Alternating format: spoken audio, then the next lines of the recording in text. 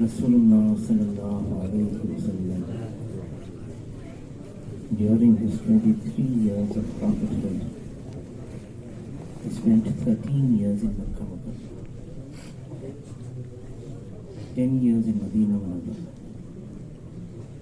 and the ulama say most of the commandments they came in Medina. More time in Makkah Mukarramah. What was happening here? Umar radiyallahu ta'ala says, "Ta'allamna al-iman." We were learning iman. La ilaha illallah is the phrase of iman. La ilaha illallah is the kalima of haqq, truth. La ilaha illallah is the kalima of ikhlas, sincerity. La ilaha illallah, this is the kalima. It starts with la. There's a negation first, a denial first, a refusal first, la. Whatever is besides Allah has been created, has been made, and the creator is Allah subhanahu wa ta'ala. La ilaha illallah. Whatever is besides Allah is makhluk, and as the entire makhluk needed Allah's command and will to come into existence, similarly, the entire creation, it requires and needs the will of Allah subhanahu wa ta'ala to do anything. Makhluk, no matter how powerful it may appear, makhluk, no matter how strong it may appear, makhluk, no matter how lofty it may appear, makhluk is makhluk, has been made and has no standing in front of Allah subhanahu wa ta'ala. The entire creation is totally dependent on Allah subhanahu wa ta'ala to do anything, and on the contrary, Allah subhanahu wa ta'ala to do anything is totally dependent of His creation to do anything. Whatever is happening is from Allah subhanahu wa ta'ala. Allah subhanahu wa ta'ala, whatever He wills to do, He does it. And the entire creation, whatever they want, is merely a want. It's merely a desire. It's Allah's decision which prevails over everything. La ilaha illallah. 13 years in Makkah Mukarramah. Iman just not merely means words. It's a haqiqat, it's a reality. And to achieve the reality, to inculcate the haqiqat of Iman within the hearts, it requires time. Rasulullah sallallahu alayhi wa sallam was making efforts, and whom the efforts were being made? On the Sahaba. And what heights of Iman did they achieve? Ali radiyallahu ta'ala, he says, the haqiqat of Iman that I had achieved was, if all the curtains between me and Allah subhanahu wa ta'ala were drawn, even then there won't be the slightest increase in my Iman. Even now it is as if I am visualizing Allah subhanahu wa ta'ala with my eyes. A Sahabi said, Ya Rasulullah, I have achieved the haqiqat of Iman. How do you say it? And he replied, Ya Rasulullah, my condition has become such. In the daytime I am fasting. In the night time I am away from my bedding. I am standing in front of my Lord and Master and praying. And I can visualize with my eyes the people of paradise greeting one another, and I can visualize with my eyes the people of Jahannam cursing one another. As if the throne of Allah subhanahu wa ta'ala is in front of my eyes. On this Rasulullah sallallahu alayhi wasallam replied, O Harsa, you are the one whose heart Allah subhanahu wa ta'ala has enlightened with Iman, you maintain it. They had achieved such heights of Iman. La ilaha illallah is a reality, is a haqiqat. And to inculcate the haqiqat of this Iman, of this kalma within the hearts, efforts, one has to struggle, one has to strive.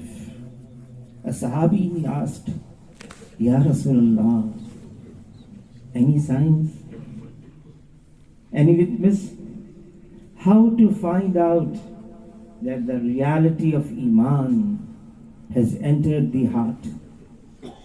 The Noor of Islam has come within the chest. Any signs? And Rasulullah sallallahu alayhi wasallam, he replied, yes. There are 3 signs by means of which one can find out that the reality of Iman has entered the heart. The first sign, a disinclination towards Darul Ghurur, the house of deception, towards this dunya. A disinclination. Rasulullah sallallahu alayhi wasallam said to this effect, I don't fear famine and hunger on my ummah. What I fear is that the world with all its luxuries would open upon my ummah. Beware of this dunya. It does more magic rather than Harut and Marut.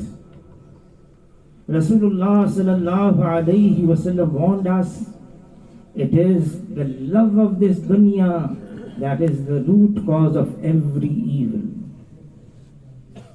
Rasulullah sallallahu alayhi wasallam gave information. A time is going to come upon my ummah when, as if the hungry people jump on food, the disbelievers would jump on my ummah. The Sahaba, they were amazed. Ya Rasulullah, would the Muslims of that time be few in number? And the reply was, no, they would be in a very large number. A very large number. But the state would become like the foam on the sea. When the waves of the ocean, they strike the shore, foam forms, the next wave comes, throws that foam on one side, then another wave comes, and then again on the other side. The foam of the sea is at the mercy of the waves of the ocean. The Sahaba, they asked, what would be the reason? And the answer was, a disease of Byan would become epidemic amongst my ummah. The Sahaba, they asked, what is the disease of Byan? And the reply was, Hubb ad-dunya wa karahiyatul maut. The love of this dunya and the fear of death.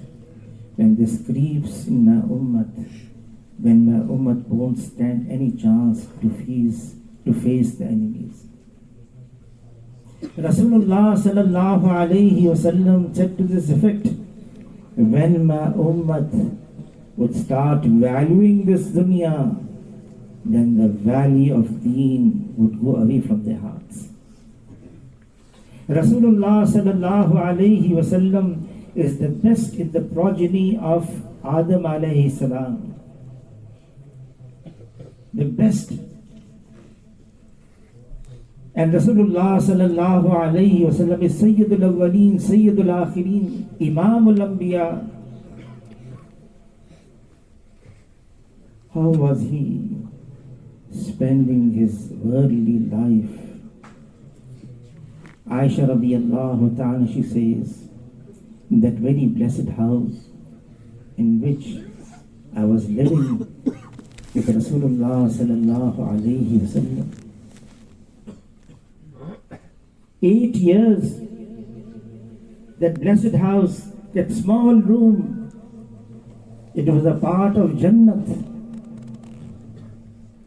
It was so small that Aisha radiallahu ta'ala, she says, when we stood up, the roof nearly touched our heads.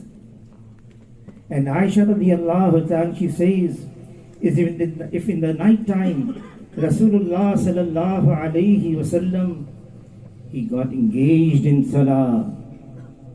When the time for sajda used to come, Rasulullah sallallahu alayhi wasallam used to put his blessed hand on my feet, and then I used to come to know the time for sajda has come. I used to withdraw my feet, make space for Rasulullah sallallahu alaihi wasallam to make sajda.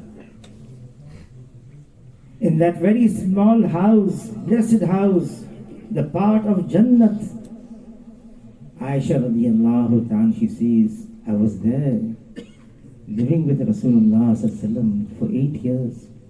And then she says, when Rasulullah sallallahu alaihi wasallam passed away, in that very same house, his blessed grave was made. And Aisha radiallahu ta'ala, she says, I continued living in that house 2 more years. And then Aisha radiallahu ta'ala, she says, when my father Abu Bakr radiallahu ta'ala, he passed away, and when his grave was made in that very same house, 2 blessed graves, and Aisha radiallahu ta'ala, she says, I continued living in that house. For how many more years? And she says, 8 years, 10 years more. 2 blessed graves, small house, and I was living there. And she says, then Umar radiallahu ta'ala, he was martyred. And when in that very same house his grave was made, then I left the house. To whom she was speaking, that lady said, of course, no room left for you now. She said, no, not because of this, but because first of all, my husband's grave was made, then my father's grave was made, when a mahram, a stranger's grave was made, because of modesty and shyness, I left the house. And she says, whenever I returned back to visit these blessed graves, I used to wrap myself on a big cloth so that nobody could recognize me. This was the house of Rasulullah sallallahu alaihi wasallam. And what about his food?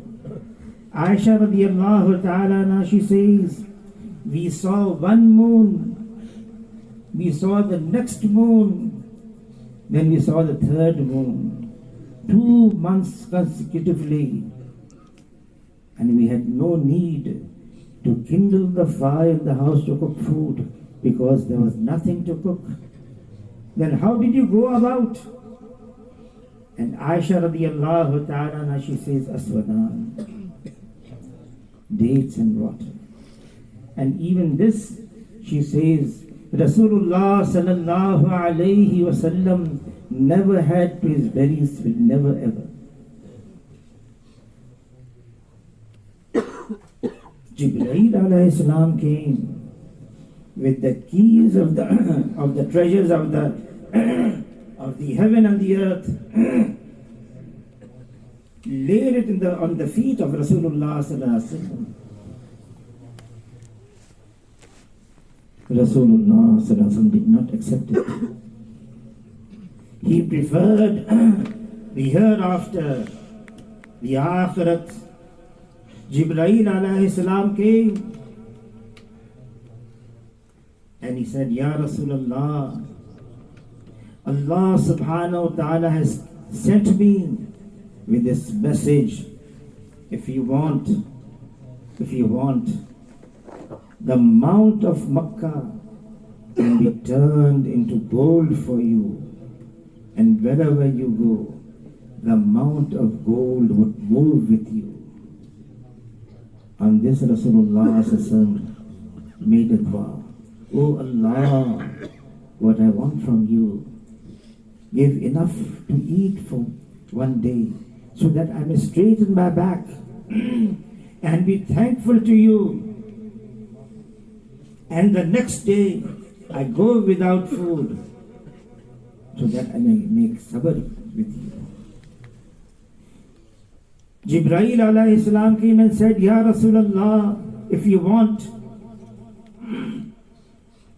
you can be made a Malik al-Nabiya along with prophethood.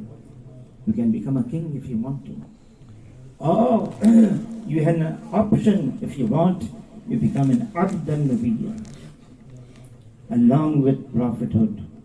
Be a servant and slave of Allah subhanahu wa ta'ala. Rasulullah sallallahu alaihi wasallam opted for Abd al-Nabiya. Rasulullah sallallahu alayhi wasallam is motivating and encouraging the entire ummah. Kun fi dunya kannaka gharib wa abiru sabil. You live your life in this dunya like a traveler, rather like a roadside traveler. Rasulullah sallallahu alayhi wasallam, one of his dua is, Oh Allah, make me live amongst the poor. Make me die amongst the poor. You resurrect me on the day of judgment amongst the poor. Allahumma ahini miskinam wa amitni miskinam wa ahshurni fi zumratil masakin. Rasulullah sallallahu alayhi wasallam is telling the Sahaba, none of you should come and meet me on the day of judgment that he leaves behind him that amount of worldly possessions which are more than a camel's load. Why is all this?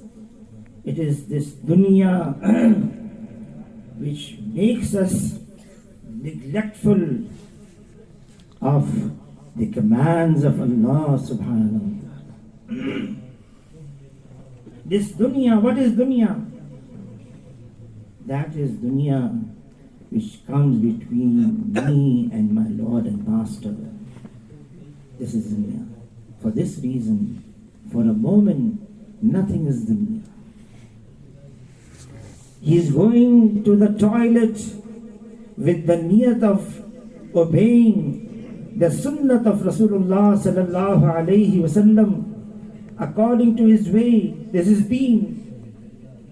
He is going to earn his living according to Shariat. This is deen. He is going to meet his wife.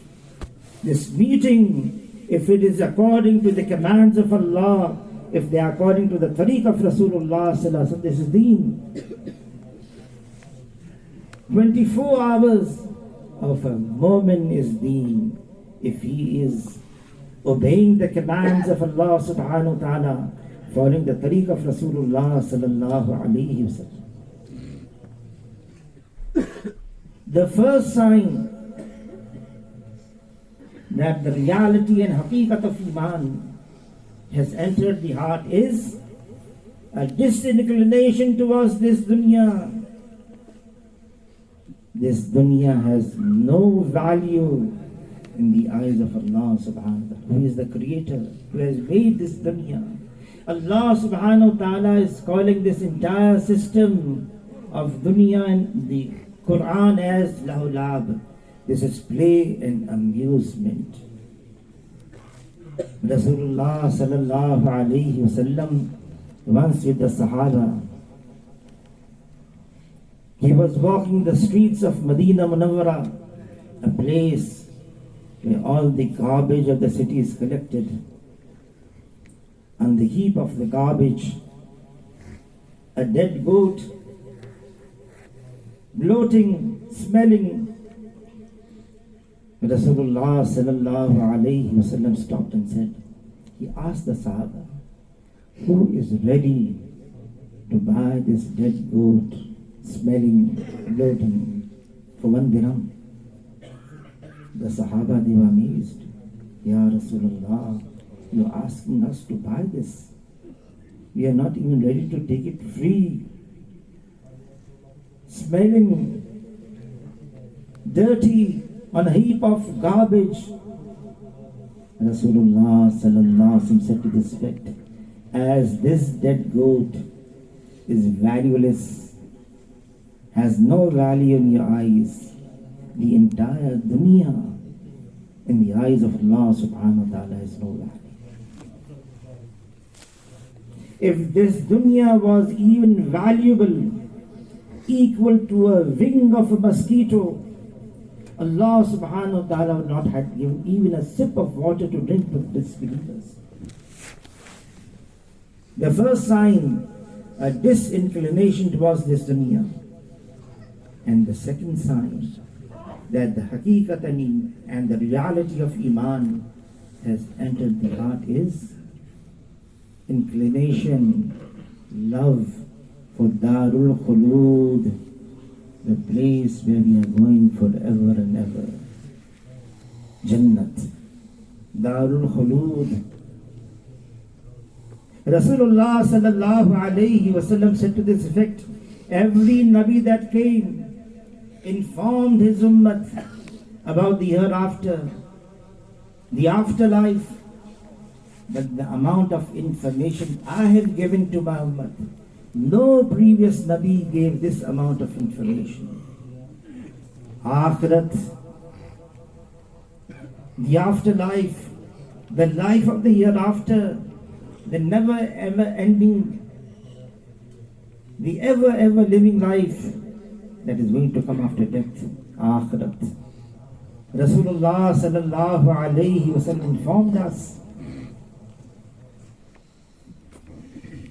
Hashar, the day of resurrection, 50,000 years, 50,000 years, one day. And how terrifying, horrifying would be that day. Aisha radiyallahu ta'ala, she asked Rasulullah, Ya Rasulullah, you are telling us, you are informing us. The plains of Hashar, on there, everyone would be without clothes. What would become of modesty and shyness? And the reply was, oh Aisha, it would be such a terrifying and horrifying day that nobody would even think about it. I have no clothes and the person in front of me has no clothes. Even this thought would come within the mind. Allah subhanahu wa ta'ala is describing that day. The Hashar, the day of resurrection. The mothers feeding their infants would forget their infants. The pregnant mothers would lose their burdens. It would be such a terrible quake, earthquake, terrible. It would appear as if people are intoxicated. They won't be intoxicated. The azab of Allah subhanahu wa ta'ala is very shadeed, is very strong. Then Rasulullah sallallahu alayhi wasallam informed us it would be the bridge of Sirat. We have to cross it.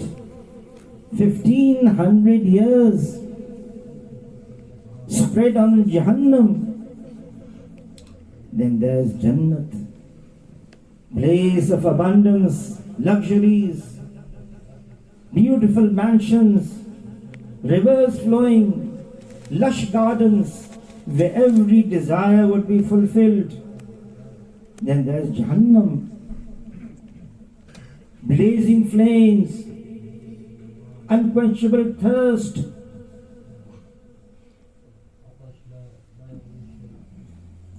untold miseries, and then death would be given a form of sheep be slaughtered and announced, from now death also has been given death. Nobody is going to die. Rasulullah sallallahu alayhi wasallam gave this information. The Sahaba, the love they had for the Akhirat. Anas bin Nazar radiyallahu ta'ala, he asked Rasulullah sallallahu alayhi wasallam, Ya Rasulullah, what if I lay down my life? And the reply was, you would get Jannat. Anas bin Nazar, moving fast towards the Mount Uhud, saying, I swear by the greatness of Allah subhanahu wa ta'ala, I can smell the fragrance of Jannat beyond the Mount of Uhud. And he was actually smelling it. And he laid down his life. Bilal radiallahu ta'ala on his deathbed, his wife was sobbing, weeping, crying. Bilal radiallahu ta'ala asked his wife, why are you weeping? Why are you crying? And the reply was, you are leaving and departing from us. On this, Bilal radiallahu ta'ala said, this is the time to celebrate. The time has come to meet my Lord, to meet my Master. The time has come to meet Rasulullah sallallahu alayhi wasallam. I would meet my comrades, my companions who have left me before. This is the time to celebrate. Bakh, be happy. The love of Akhirat, the second sign. And the third sign, preparation of death before it comes. We are all going to die. Death. Indisputable, undeniable, it is coming. When the ordained are from Allah subhanahu wa ta'ala would come, not a moment before, not a moment after. We have to leave. It is a proclamation from Allah subhanahu wa ta'ala. Kullu nafsin za'iqatul maut. Every living soul is going to taste the bitterness of death. Ali radiallahu ta'ala, he was asked, can you describe what is the bitterness of death? And Ali radiallahu ta'ala said, yes. The pain of 300 swords, it's cut. This pain is less and the pain of death is more.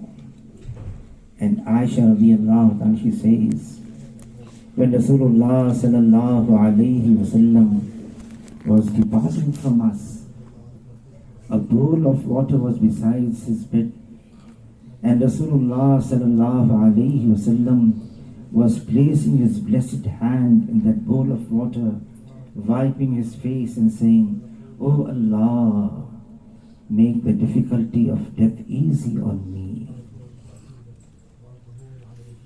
Shaykh al-Hadith, Maulana Zakaria Saad, Rahmatullah alayh, has written in Fadail Sadaqat, Bani Israel, a group of pious people from them, entered a graveyard, made a dua, "Oh Allah, you open a grave for us, so that we may ask him first-hand knowledge. What did he encounter at the time of his death?" Allah subhanahu wa ta'ala answered that dua. A grave opened up. A person appeared and said, "What do you want to ask me? Let me tell you. 50 years have gone by since I died, yet the pangs of pain of the death is still within my body." Preparation of death before it comes. Rasulullah sallallahu alayhi wasallam to this effect, he is the wisest of all, who remembers death most and prepares for it before it comes. The preparation of death. Remember death. One of the teachings of Rasulullah sallallahu alayhi wasallam, remember death most, hazimul lazzat, the break of luxuries. Aisha radiyallahu anha, she asked, Ya Rasulullah, is there any way a person, he may not be on the battlefield, yet he may achieve martyrdom? And Rasulullah sallallahu alaihi wasallam said, yes. A person who remembers death daily 20 times, 25 times, through these words, Allahumma barik bi fil maut wa fi ma ba'd al maut. When he would die as a martyr, as a shaheed. Death, it's coming. Who can tell when it comes? Rasulullah sallallahu alayhi wa sallam asked the Sahaba, can you tell when death is coming? On this the Sahaba, they replied, Ya Rasulullah, when we are observing our salah, we consider it as the last of our life. On this the reply was, when I complete my salah, I turn my face on one side to say Assalamu alaikum wa rahmatullah. I'm not sure I will have the opportunity to turn my face on the other side. Totally uncertain, this life, totally uncertain. We cannot even rely on a single second, a fraction of a second. But death is certain. We may have forgotten death. A time in this dunya, we are so busy, we may have no time to ponder over it, but death has not forgotten us. When the ordained moment would come, when the ordained time would come, we would have to leave. Preparation of death, the third sign that the haqiqat of Iman has entered the heart is preparation. Be prepared. It may be any time. Our Jamaat went to Canada, Vancouver, and the local brother said, well, we have a doctor, very busy, very busy. We have yet to touch him. It was Sunday. So mashwara was made, let's go and meet him. Then the local brothers, one of them said, well, first we have to take an appointment. He won't meet us without an appointment. Then the other brothers said, well, if we take an appointment, he would never give an appointment. Let's go and meet him directly. We went there, rang the bell. He appeared from the balcony and he asked, who are you? We are from far away, came to meet you. So he said, don't you know? Nobody comes at this door without an appointment. Some brothers are very smart. They said, well, we are sorry for that. But we came to inform you that somebody is going to come at this door and he will be here without an appointment. And when he comes, he will take you along with him. After hearing this, from where have you come from? From Pakistan, just wait. He came down, opened the door, said, come inside. And then he said, can you repeat what you said? Who is going to come? He can be here any time. Malakul Maut. He is waiting for the order of Allah subhanahu wa ta'ala. Be prepared for it. And what is the preparation? To please Allah subhanahu wa ta'ala. La ilaha illallah.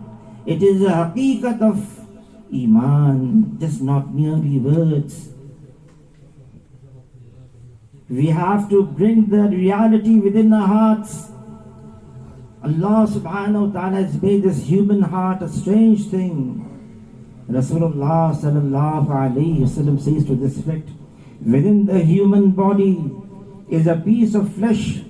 If this is rectified, the whole body is rectified.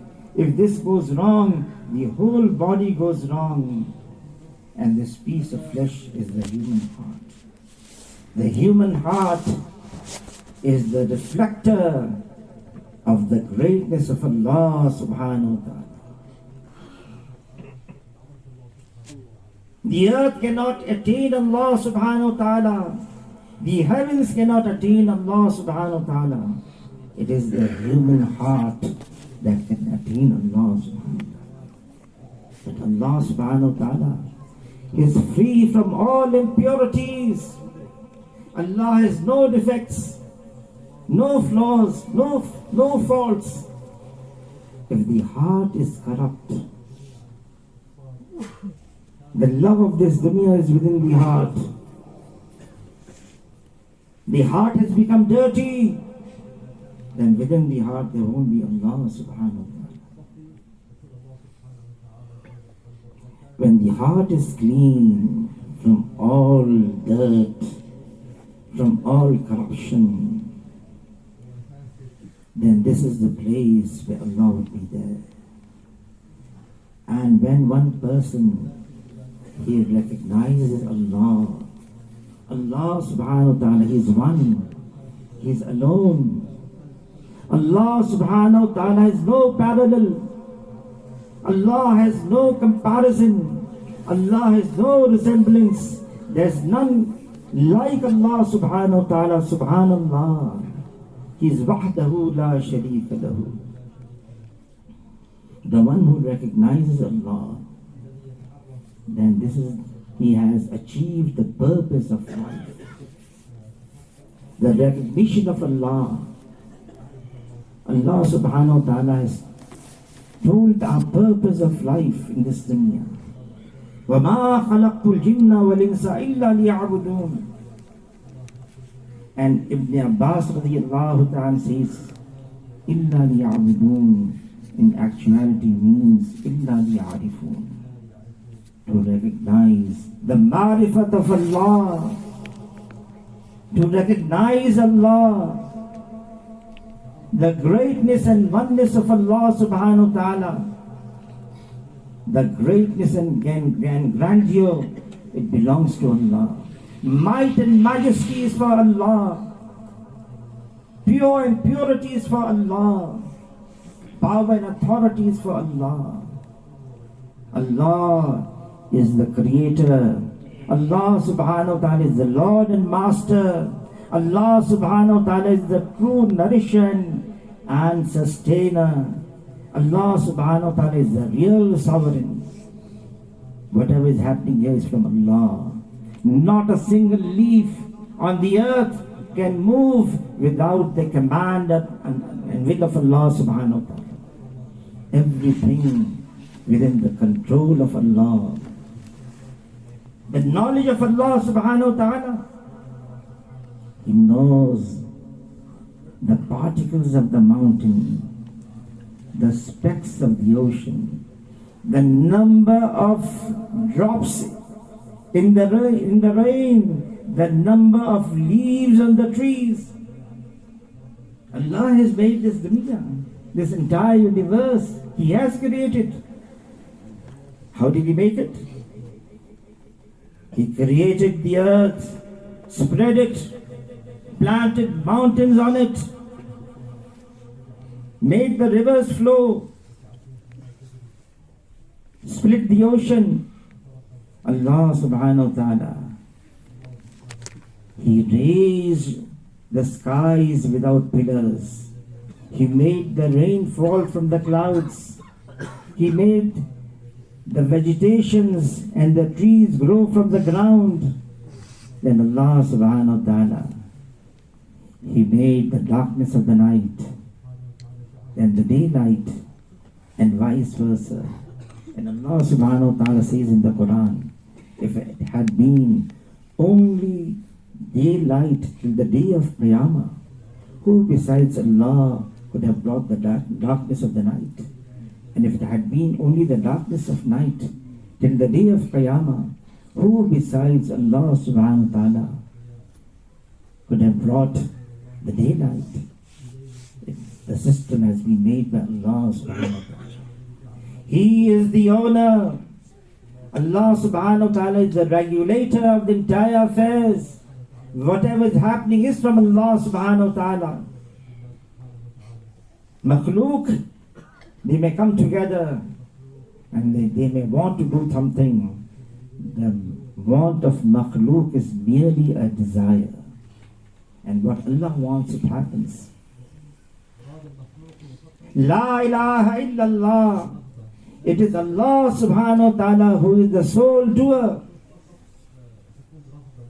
It is Allah subhanahu wa ta'ala who is doing everything.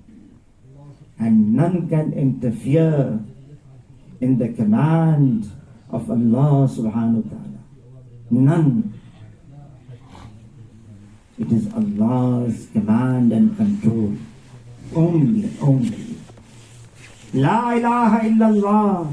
To achieve the reality of this kalma, this work of Dawat and Tabligh, Muhammad Ilyas sahab rahmatullah alayh, in his quotations is, I have not named this work as Tablighi Jamaat. People have started calling it. If I had the option to name it, I would have named it as Tahreek-e-Iman. As Tahreek-e-Iman. This work is to change the yaqeen, bring it out from the makhluk and bring it on Allah subhanahu wa ta'ala only. La ilaha illallah. This is the kalima of Iman. To bring the reality of Iman. Maulana Yusuf Sahib rahmatullah alayh, he says if we have just words of Iman, they are also valuable. They are also very important. But words are only merely words. Words that direct towards the reality. Reality is something else. To achieve the reality, one has to strive, one has to struggle, one has to make efforts, one has to make sacrifices for it. And then the reality is obtained and achieved. So in Makkah Mukarramah, 13 years, it was inculcating the reality of Iman within the hearts. Then, when Rasulullah sallallahu alaihi wasallam migrated to Medina Munawwarah, the first thing, they entered a place in Quba. A shelter place was made for all those who were migrating from Makkah Mukarramah to be there. And all those who were Ansar in Medina, they were also there. Men, women, old and young, they had all gathered in Quba. And Allah subhanahu wa ta'ala says that this was a masjid. And from the first day, the foundation of Masjid al-Quba was built on taqwa. From the first day. For 4 days, 10 days, 14 days, everyone was in Masjid al-Quba. What was happening here? They were being accustomed to the amal, da'wat ilallah, ta'aleem and ta'alluq, zikr and ibadat, khidmat. These amal were being taken place 14 days in Quba. And when Rasulullah sallallahu alayhi wasallam, he decided to enter Medina Munawwarah. It was a Friday. Rasulullah sallallahu alayhi wasallam riding his she camel, Qaswa, and Abu Bakr on his camel. The Sahaba, the Ansar of Medina, they had gathered that Rasulullah sallallahu alayhi wasallam is now going to enter Medina. When the time for Friday came, Jummah prayers, Rasulullah sallallahu alayhi wasallam got down from his ride. The Sahaba, they got down. They offered the Jummah. Again on their ride to continue their blessed journey. One Ansari asked, Ya Rasulullah, you don't have any place to live in Medina Munawwarah. In whose house are you going to stay? And Rasulullah sallallahu alayhi wasallam said to this effect, well, my camel has been ordained by Allah subhanahu wa ta'ala, in front of whose house my camel is going to sit. He will be my host and I will be his guest.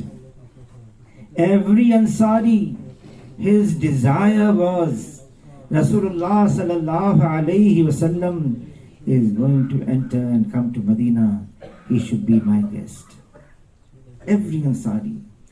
And the ulama say, this she camel Qaswa carrying this blessed bride Rasulullah sallallahu alayhi wasallam, it traveled through every street of Medina, then came to a vacant area where the people of Medina, they dried their dates. It belonged to two orphans of the Najjari tribe. They were under the custody of one Ansari Sahabi. The camel first entered this vacant area, then came out, and very close by was the house of Abu Ayyub Ansari radiyallahu ta'ala anhu, and the camel with the Rasulullah sallallahu alaihi wasallam as its bride sat in front of this house. Abu Ayyub Ansari radiyallahu ta'ala overjoyed, Ya Rasulullah, the time I've come into Islam, my desire, my prayer was that you come to Medina and be my guest. Allah has answered my dua. Now you are my guest, I am your host. A double-storied house, upper story you would stay, ground floor I would stay. Rasulullah sallallahu alaihi wasallam said to this effect, no, it would be easy for me, easy for you. Ground floor I would stay, upper story you would stay. Then the Sahaba, they asked, Ya Rasulullah, your camel first taking you enter this vacant area. What was this? And Rasulullah sallallahu alaihi wasallam said to this effect, this would be my Masjid al-Nabi, the place where my masjid would be built. For 7 months, Rasulullah sallallahu alayhi wasallam was in the house of Abu Ayyub Ansari radiyallahu ta'ala anhu. Then what was happening in this house? 7 months. Again, those amal were being taking place. Da'wat ilallah, ta'aleem and ta'allum, zikr, ibadat, khidmat. And when 7 months went by, Rasulullah sallallahu alaihi wasallam decided to build Masjid al-Nabi. He asked Abu Bakr to buy this piece of land. They bought this piece of land and Masjid al-Nabi was built. Masjid al-Nabi at the time of Rasulullah sallallahu alaihi wasallam was a very simple structure. The floor was raw ground. The pillars were made from the trunks of the palm trees. The roof from the leaves of the palm trees. But Masjid al-Nabi was a pivot around which revolved the life of every individual of the society. Everyone was attached to Masjid al-Nabi.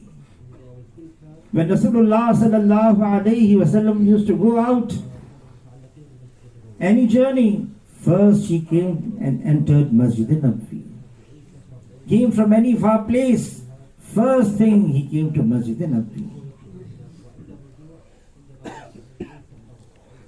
Place of entertainment, entertaining guests, receiving guests. It was Masjid al-Nabi. Any announcement had to be made. It was Masjid al-Nabi. And Masjid al-Nabi was also Darul Sijan, place of prison. Sumama, the chieftain of Yamama, when he was brought as a captive, he was tied to one of the pillars of Masjid al-Nabi. Rasulullah sallallahu alayhi wasallam came at the night time, asked Sumama, how are you? You were a chieftain, now you are a prisoner, captive. Have you anything to say? And Sumama said, yes, I am your captive, your prisoner. If you behead me, it's your right. But if you let me go free, you will find a grateful person within me.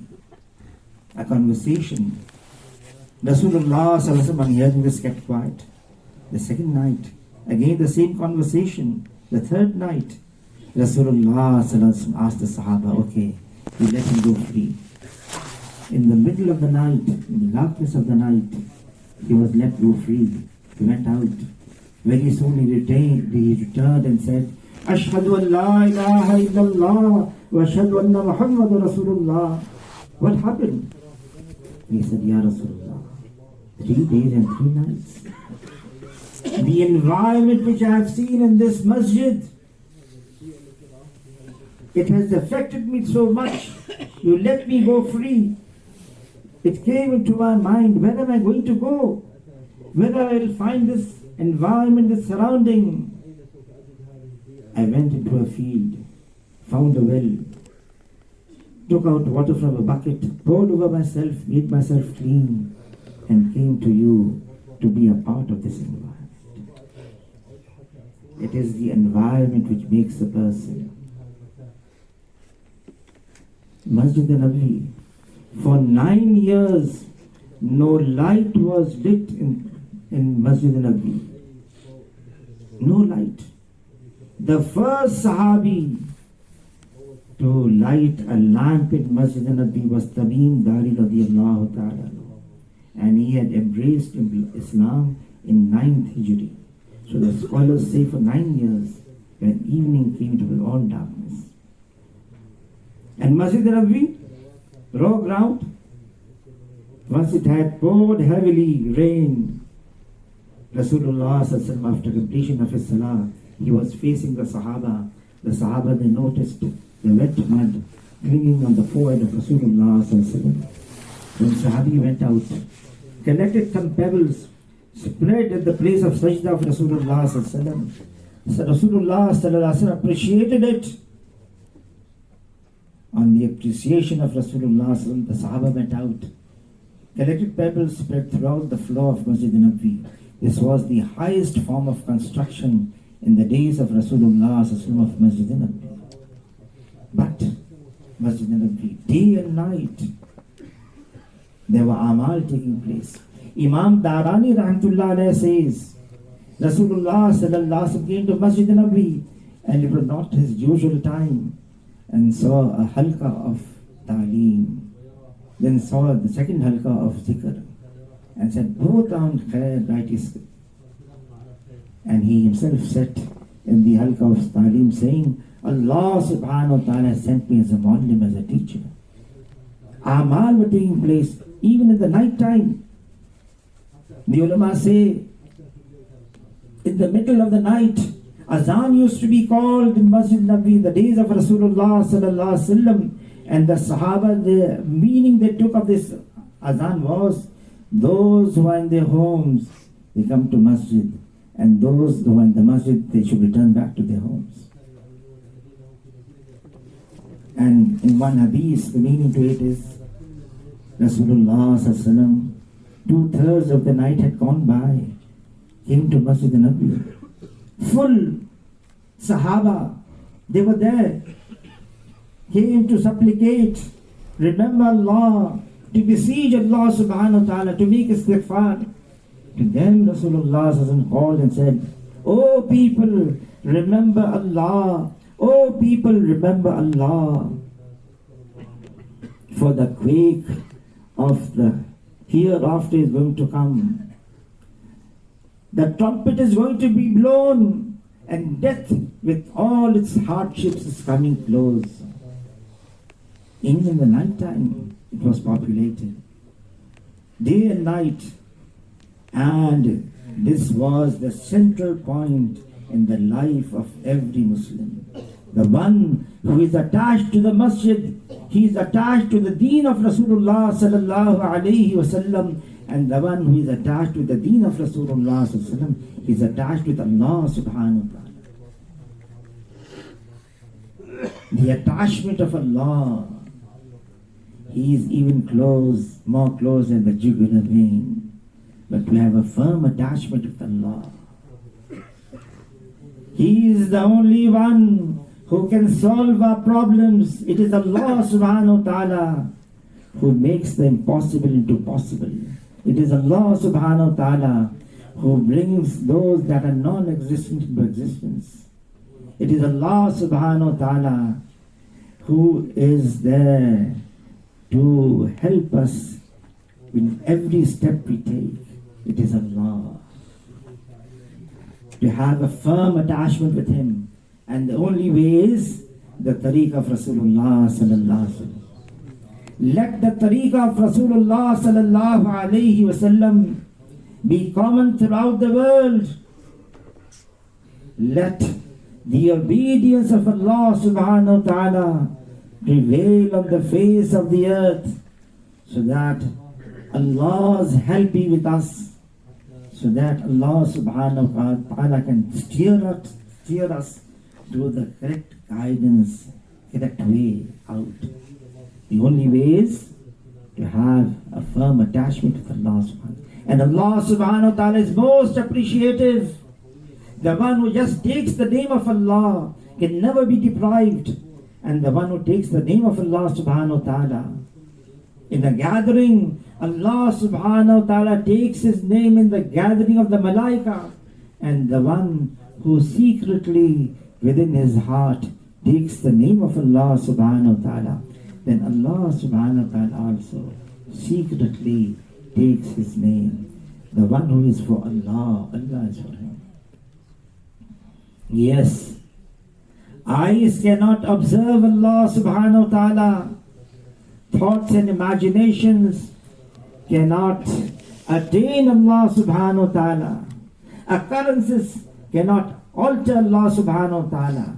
Those who want to describe Allah subhanahu wa ta'ala cannot encompass His entire attributes. But Allah subhanahu wa ta'ala is there. The entire earth, the creation, the heavens, they are glorifying Allah subhanahu wa ta'ala. They are bearing witness to the greatness and oneness of Allah subhanahu wa ta'ala. And we are here, the humans, the best of the creation, to have a firm attachment with Allah. And for that is it the tariq of Rasulullah sallallahu alaihi wasallam. Previously it was the Anbiya alayhi salatu wasalam that came, who introduced the greatness and oneness of Allah subhanahu wa ta'ala to humanity and mankind. And after Rasulullah sallallahu alaihi wasallam, it is the ummah of Rasulullah sallallahu alaihi wasallam, the best of the ummah. Kuntum khayra ummatin ukhrijat lin-nas. We have been taken out for the welfare and benefit of the humanity and mankind. We are honored, dignified by Allah subhanahu wa ta'ala by placing us in the ummah of Rasulullah sallallahu alaihi wasallam. The last to come, this ummah, but the first to enter Jannah paradise. On the day of judgment, when this ummah would be walking, the previous ummahs would look at this ummah and exclaim, who are these people? And they would be told, this is the ummah of Rasulullah sallallahu alaihi wasallam. They would be astonished, amazed. The faces of this ummah shining like the faces of Anbiya alayhi salatu wasalam. Why is all this? This ummah does not mean people from a specific country, coming from a specific tribe, speaking a specific language. No. The ummah of Rasulullah sallallahu alayhi wasallam is made of people coming from different areas, countries, speaking different languages, different tribes, different areas. But Rasulullah sallallahu alayhi wasallam said to this fact, my ummah is like one body. Jasad wahid, a body has different parts. The head has the eyes, the nose, the mouth, the ears. The trunk, it has the appendages, the hand and the feet. All these different parts of the body, they work for one another. They don't go against one another. Maulana Yusuf Kandhlawi rahmatullahi alayhi was saying, the smallest finger of the hand gets injured, it is hurt, it has pain. The pain is not of this finger, the pain is of the whole body. The whole body feels that pain. It is this ummah. This ummah has been given ijtemaiyat and naqlu harkat. Be together. The teaching of Rasulullah sallallahu alayhi wasallam are such. This relationship of La ilaha illallah Muhammad Rasulullah is more stronger than the blood relationship. Because Abu Bakr radiallahu ta'ala once his son was saying, "Oh father," in the ground of Badr, there was an occasion and you were directly under my sword. But considering you my father, I let you go. On this Abu Bakr radiallahu ta'ala said, "Oh son, if the same had happened to me, the same occasion, I would not have let you go. I would have let the sword go." It was not a matter of father and son. It was a matter who is with Rasulullah and who is against him.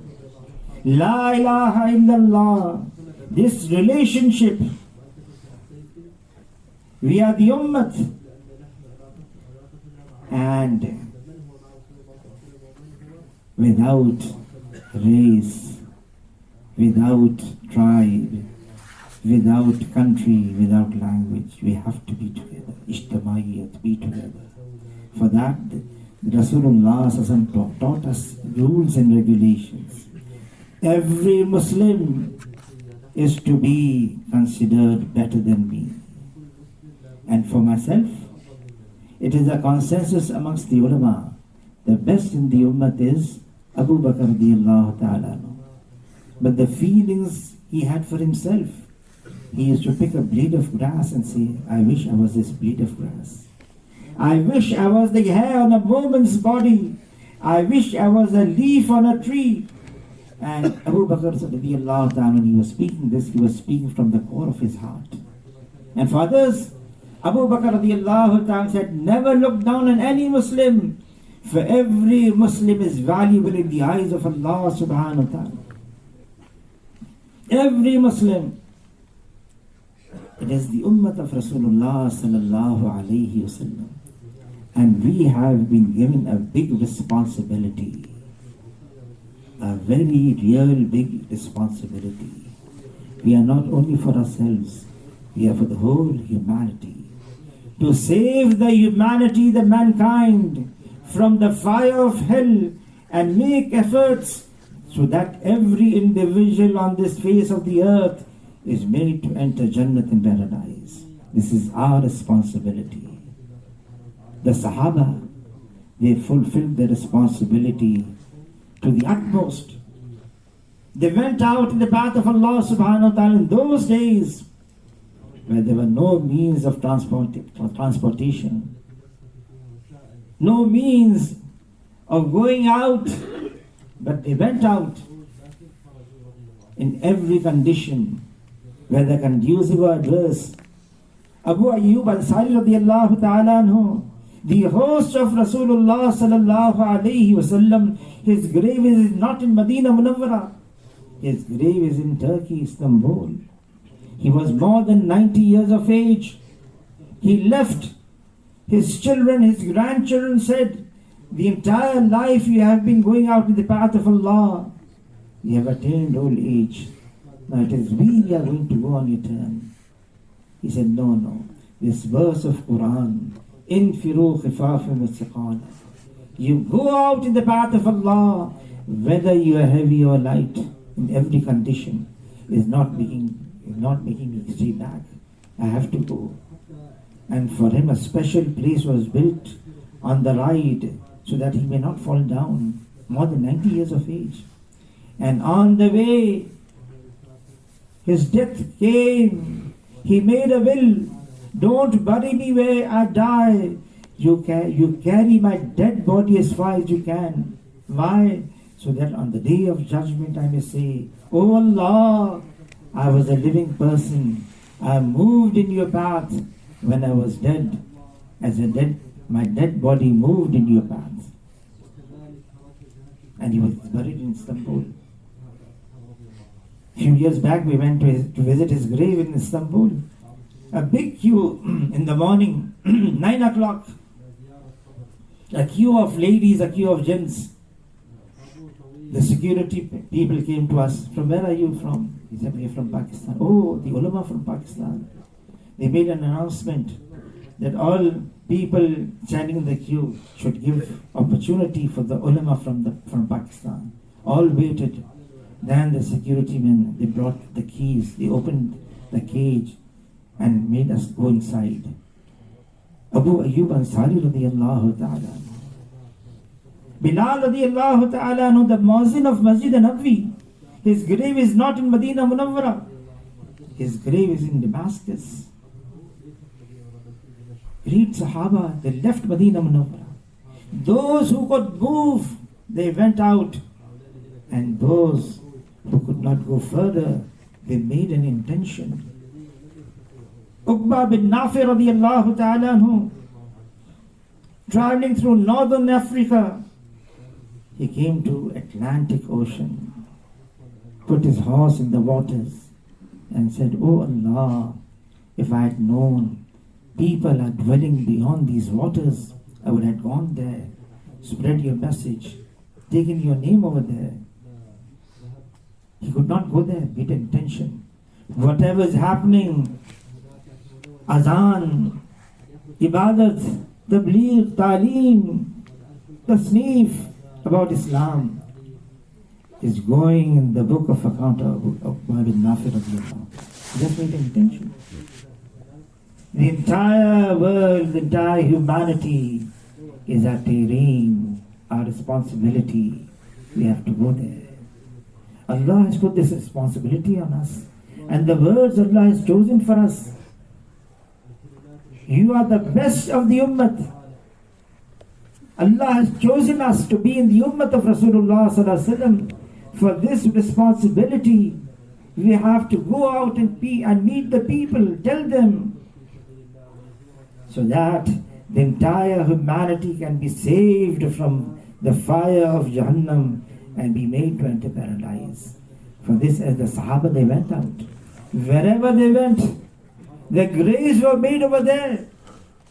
They went out in the path of Allah, never to return back. But for us, it is easy. Shaykh al-Hadith Maulana Zakaria Sahab, rahmatullah alayhi, has written, if this portion of Ummah does just 10% of what the Sahaba did, Allah's help would be 100% with us. They went out to lay down their lives. For us, 4 months, 40 days. For some time, go out in the path of Allah subhanahu wa ta'ala, return back to our homes, our localities, and establish this work in our localities. For this, who is ready for this, inshallah? 4 months, give your names, inshallah. Gosh, from the Ijtema we are going out for